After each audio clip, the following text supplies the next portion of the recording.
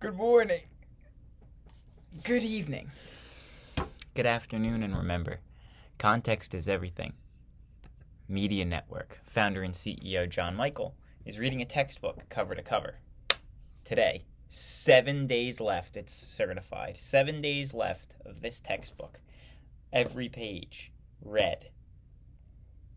Unless it's like a review page or one of those interstitial pages that just like tell you something like analyzing primary sources, assessing your skills, or there you are there reporting on elections in South Africa. Like those interstitial pages, I'm not reading those. I'm only reading the body of the. It doesn't matter. Here we are, page something. Chapter 36, Section 2. Programs for Development. And now here we're in Africa. We're in Africa between 1945 and 2001. Chapter 36 of 37, Section 2. Every word read in this book. Section 2, Programs for Development in Africa between 1945 and 2001. Independence is the beginning of a real struggle, declared one liberation leader in Africa. The new nations faced two critical issues. First, they needed to create unified states with stable governments. Second, they had to achieve economic growth that would improve the standard of living of their people. Meeting those challenges would be a long, complex process, one that is still incomplete. After independence, African governments experimented with various programs. They made some progress, but they also took some wrong turns. In this section, we will look at the political and economic challenges faced by nations across Africa. Seeking unity and stability. New heading. At independence, African nations set up governments modeled on those of departing colonial rulers, but parliamentary systems did not work in the new African countries as they did in European nations, where they had evolved over centuries. Divisions. Colonial borders had left most African nations a patchwork of people with diverse cultures, languages, and histories. Nationalism helped unify Africans within each colony and end foreign rule. But once freedom was won, many Africans felt their first loyalty was to their own ethnic group, not to a faceless national government. Like Eastern European nations, African nations were plagued by ethnic and regional conflict. In Sudan, for example, Arabic-speaking Muslim majority in the north dominated and persecuted the minority, mostly African Christian groups, in the south. These Southerners tried to break away, resulting in a civil war that has continued to the present. Civil War. Westerners often blamed African civil wars on old tribal rivalries, but most conflicts were more complex. Some were rooted in colonial history. Britain, for example, often chose to rule a colony through what's called tribal leaders. It assigned Africans within a colony to tribes and then chose one tribe to rule the others. This system fostered ill will that continued long after independence. Civil wars also erupted within liberation leaders monopolized political and economic power for their own groups. In Nigeria and Zaire, civil war erupted when economically successful groups tried to set up their own nations. In Africa, as elsewhere, civil wars unleashed terrible violence. One-party rule. Faced with division that threatened national unity, many early leaders turned to a one-party system. Under this political structure, a country had a single political party, or only one party that has any real likelihood of winning an election. Multi-party systems, these leaders declared, encouraged disunity. In Tanzania, Julius Nyerere claimed that a one-party system could be democratic and offered voters a choice of candidates within the party. In fact, most one-party nations became authoritarian states. After the struggle for independence, some nationalist leaders became dictators. Some used their position to enrich themselves and a privileged elite. Others used force to hold on to power. Military rule. When bad government had led to unrest, military often seized power. More than half of all African nations suffered military coups. Military leaders claimed that they, unlike politicians, who they said sought power and wealth, were motivated by sense of duty to their country. Some military leaders, like Idi Amin, who murdered thousands of citizens in Uganda, were brutal tyrants. Others sought to end abuses and improve conditions. Military leaders usually promised to restore civil rule once they had cleaned up the government. In many cases, however, they gave up power only when they were toppled by other military coups. Reforms. By the mid-1980s, political and economic woes brought Africa to the brink of crisis. Demand for change came from inside and outside the continent.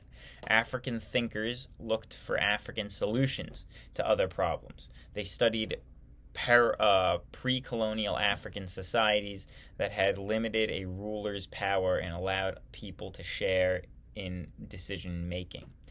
They did not propose returning to the past, but hoped instead to build on traditions that had worked before.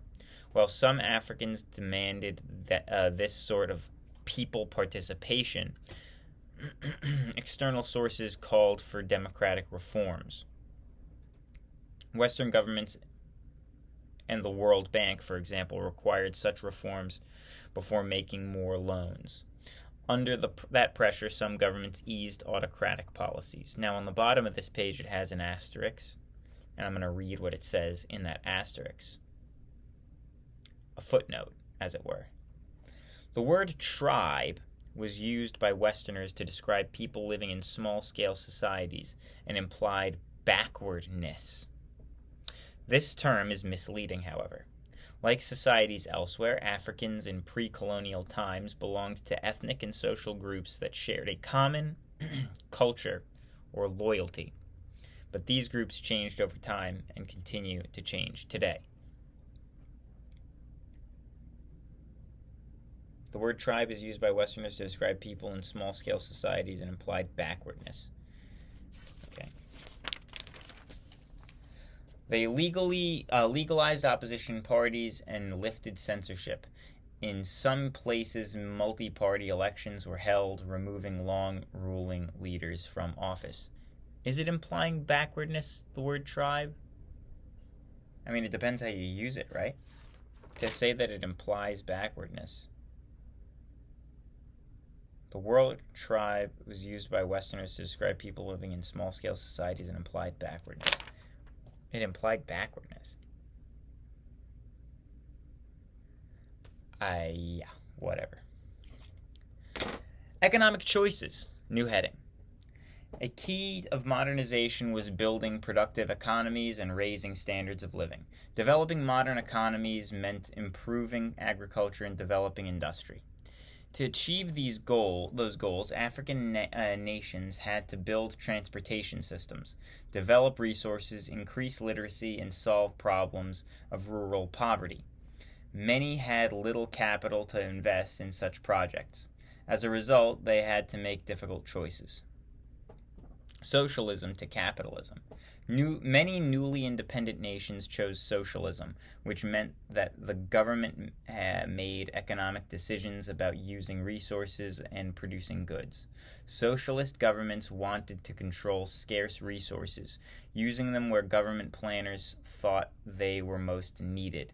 They hoped to end foreign economic influences and prevent inequalities between rich and poor.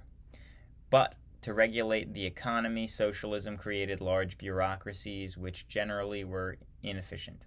Often, policies imposed by national government were ill-suited to local farming communities. Some African nations set up mixed economies with both private and state-run enterprises. These too had problems. These nations relied heavily on foreign aid from the UN, the World Bank, and industrial nations.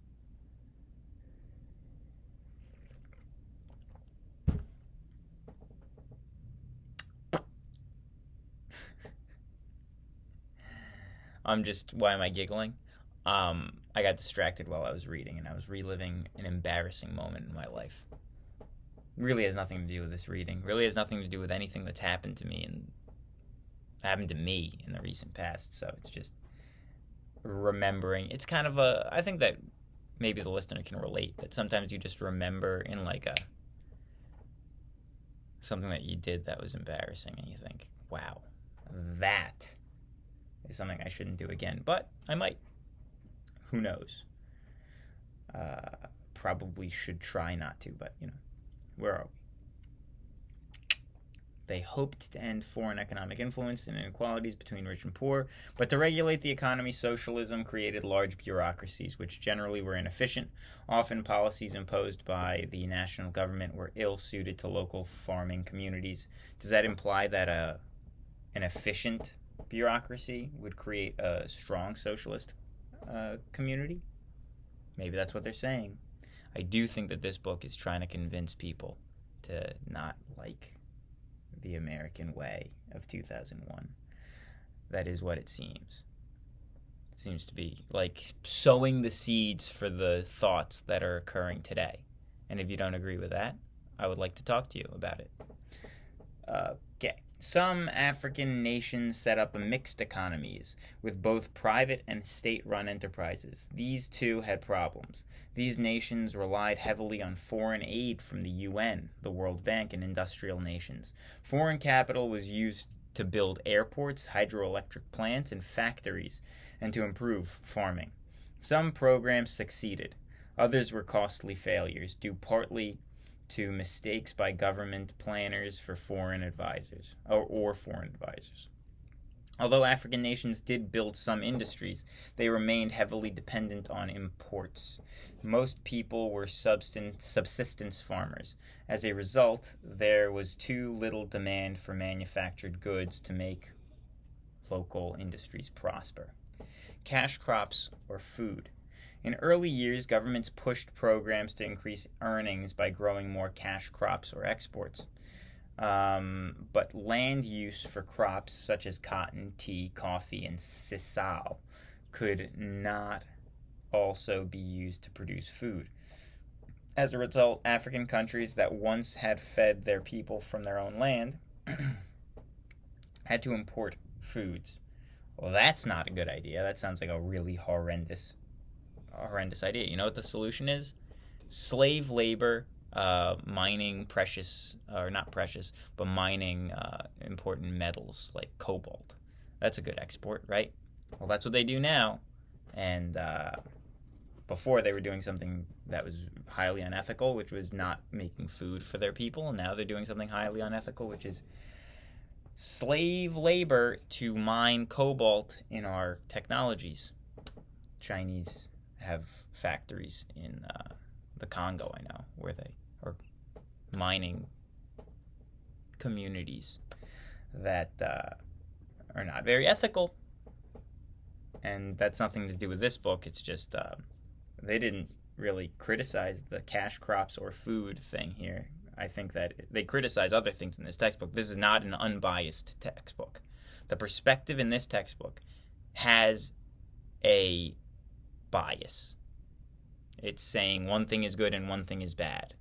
And it did not say that the cash crops or food thing, it didn't say that they probably should make food for themselves rather than cash crops.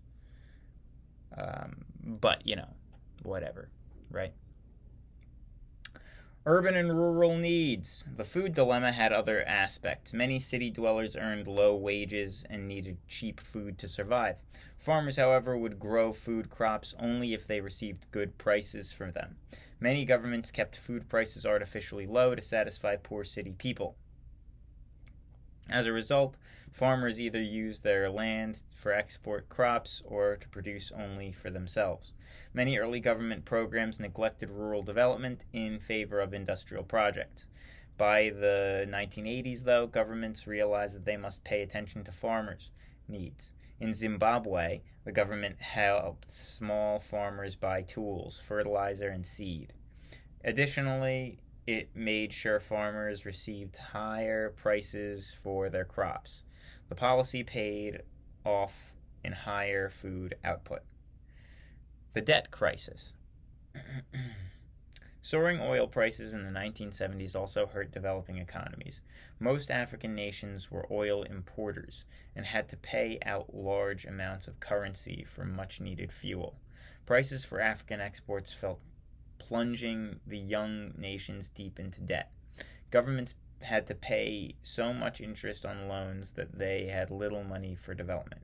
The debt crisis led the World Bank and other leaders to require developing nations to make tough economic reforms before extending new loans. African governments had to privatize businesses, cut spending on development projects, and stop subsidizing prices of basic foods for urban poor. In the long term, the reforms were designed to help economies grow. In the short term, however, they increased unemployment and led to higher prices that the poor could not pay. Critical issues. The population explosion puts staggering burden on African developing economies. In 1965, Africa's population was about 280 million. By the 1990s, that figure had increased to over 650 million. The continent's population was expected to double before 2020. Let's see if it did. Africa population 2023. Okay, so it said 650 million in 1990, and by 2020 they say it should have increased. Okay, continent's population expected to double before 2020, and in 2023 it has more than doubled. So from 650 million in 1990 to 1.4 billion as of Wednesday, September 13th. So, projections were right. Well, they actually underprojected, which is whatever. As in other developing nations around the world, rising population meant that the least developed countries had to find ways to feed, educate, and generate jobs for the fastest growing number of people. Drought and famine. In the early 1970s, again in the 1980s, prolonged drought contributed to famine in parts of Africa. Livestock died. As farmland turned to dust and blew away, millions of people became refugees.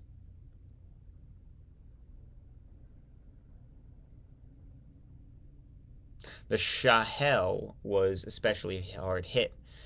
This semi-desert region stretched across Africa just south of the Sahara. There, overgrazing and farming removed topsoil and speeded up desertification, or the spread of desert areas. In countries like Ethiopia, the Sudan, civil war intensified the effects of drought and famine. Each side in the conflict tried to keep relief supplies from reaching the other. On several occasions, huge international efforts helped save millions of people facing starvation. Deforestation. Rainforests, too, came under attack. To boost badly needed export earnings, African governments allowed hardwood trees to be cut and shipped to the global north. Once forests were cleared, heavy tropical rains washed nutrients from the soil,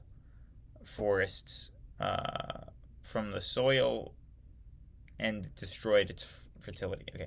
Once forests were cleared, heavy tropical rains washed nutrients from the soil and destroyed its fertility. In Kenya, an environmental activist named Wangari Maathai challenged government policy by starting the Green Belt movement. She hoped to restore the government and create job opportunities for women in areas such as planting trees, marketing, and forestry. AIDS. The AIDS epidemic spread rapidly across parts of Africa. Nations such as Uganda and Tanzania were particularly hard hit. In 1998, Joint United Nations Program on HIV/AIDS estimated that more than 21 million Africans might be infected with a virus believed to cause the disease, with about 4 million new infections each year. Many were young people in their 20s and 30s, as well as children born to infected mothers. New treatments for the disease were emerging as the century ended. Many of these, however, were too expensive for people in the poorest African nations to afford. And for Africa, as the rest of the world, there was yet no cure for AIDS. Old and new patterns. In Africa, as elsewhere, modernization disrupted old ways. Colonial rule also undermined African traditions by promoting Western cultural influences. Today, people across Africa faced a similar dilemma. On one hand, they want the high standard of living, advanced technology, and other benefits associated with modern societies. On the other, they value and want to preserve their culture and tradition. Impact of urbanization. By 2000, almost half of all Africans lived in towns and cities, and rural people were still emerging to cities at a rapid rate. Although urbanization contributed to the development of larger national identity, it weakened traditional cultures and undermined ethnic and kinship ties that unified rural communities. Young urban dwellers who returned to their villages often scorned traditional ways, yet many educated Africans took pride in those traditions. Effects on women. The Great Migration to the cities had some effect on women. A few educated women joined the urban elite, working in civil service or other professional positions. Most urban women, however, struggled to feed and keep their families together in poverty-stricken urban slums. Despite urbanization, most African women still live in rural areas, where they make up a bulk of the population. As men moved to the cities, rural women took on the sole responsibility of caring and providing for their children. They planted and harvested food crops, collected wood and water, and prepared food in some areas. They found work on large farms. In West Africa, their historical role was as market traders allowed women to gain considerable economic power. What? Why were they in the rural areas and their husbands in the cities? How far was the rural areas from the cities? Would they commute? Or would the fathers just live in the city? I don't understand. The constitutions of most African nations promised women generous rights, but often those rights were not enforced. The women's lives were still ruled by traditional laws.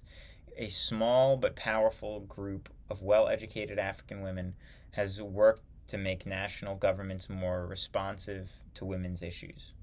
Christianity in Africa. Today, as in the past, Africa is home to many religious traditions. Colonialism and modernization disrupted traditional practices, but in rural areas, people remained faithful to their own beliefs. Both Christianity and Islam spread to Africa centuries ago, but both have grown since their introduction. Almost 3/4 of African Christians are Roman Catholic. Others belong to Orthodox Christian or Protestant sects. These churches sometimes combine Christian and traditional African beliefs. At times, African clergy risk their lives to stand up to dictators in Zaire, Uganda, and elsewhere. Sometimes, though, they were unable to stop violence. In Rwanda, for example, most people are Christian, but ethnic conflict in that nation led to mass killings, even in churches where people had taken refuge. Islamic revival, and this is the final thing for our day today. Thank you. Islam has long influenced the northern half of Africa and linked it to the Middle East. Islam, you will recall, spread along trade routes into both East and West Africa. Today, Nigeria has the largest Muslim population south of the Sahara. Muslim African nations felt the effects of the Islamic revival that began in the Middle East. Its message of reform based on Islamic traditions and its call for social justice were welcomed by people in Africa and around the world. So, too, was its rejection of Western influences. In the early 1990s, Algeria's Islamic Party did so well in elections that the government feared an Islamic revolution like Iran. The military canceled further elections. That action outraged Islamic extremists who attacked politicians, scholars, and others, sometimes massacring whole villages. The government responded with force. More than 70,000 people were killed in fighting. Where?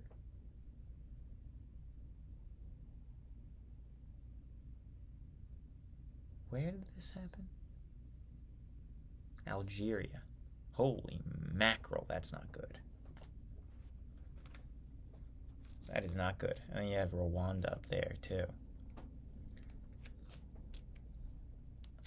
Jeez Louise. It's almost like... Never mind. More than 70,000 people were killed in the fighting in Algeria after the Islamic political win and then subsequent vetoing, I guess you would call it. In other African lands, as in parts of Asia, the Islamic revival stimulated deeper religious commitment. Many Muslims, like some Christians in the West, believed that the world had become too secularized and returned the faith. They returned to the faith of their ancestors. Thank you. God bless. Goodbye.